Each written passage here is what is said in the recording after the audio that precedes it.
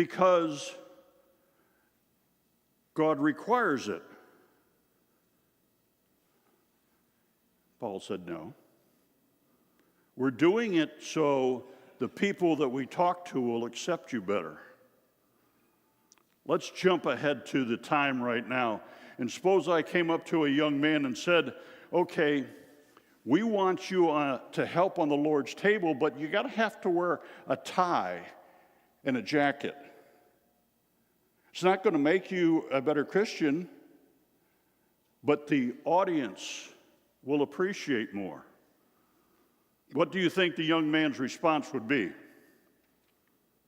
They better take me as I am. I'll wear what I want to wear. This young man's commitment to Paul and to God's word is amazing. And Paul recognized it. He asked this young man, for the good of the gospel, we need to have you do this. And Timothy said, okay. And they went on their way. In fact, if you look at 1 Corinthians, Paul even tells the church at Corinth, it doesn't matter if you're circumcised or not. Then they started on their way.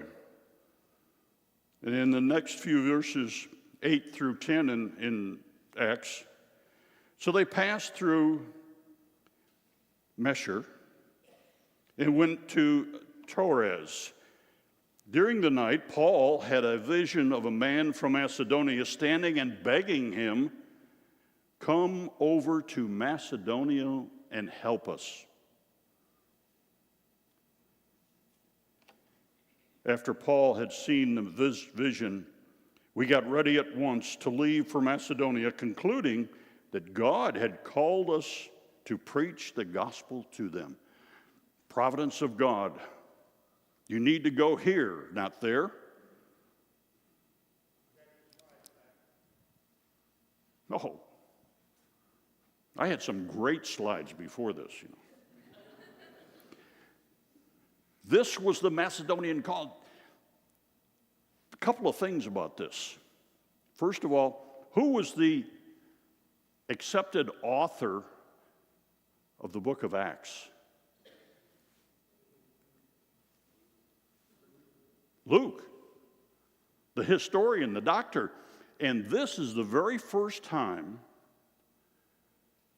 that Luke changes the tense of the story. I mean, we're 16 chapters into the book of Acts. He changes the tense to include him. He said, we. All of a sudden, this becomes eyewitness reporting. We went there.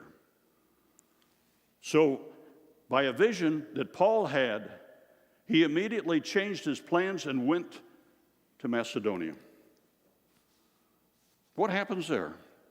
Well, in verses 13 through 14, on the Sabbath, we went outside the city. Remember, we went outside the city gate toward the river, where we expected to find a place of prayer. We sat down and began to speak to the women who had gathered there.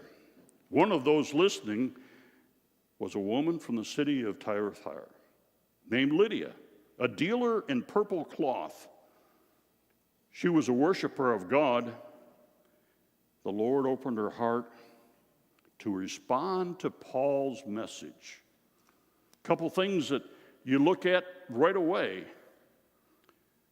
Was Lydia the one they were talking to?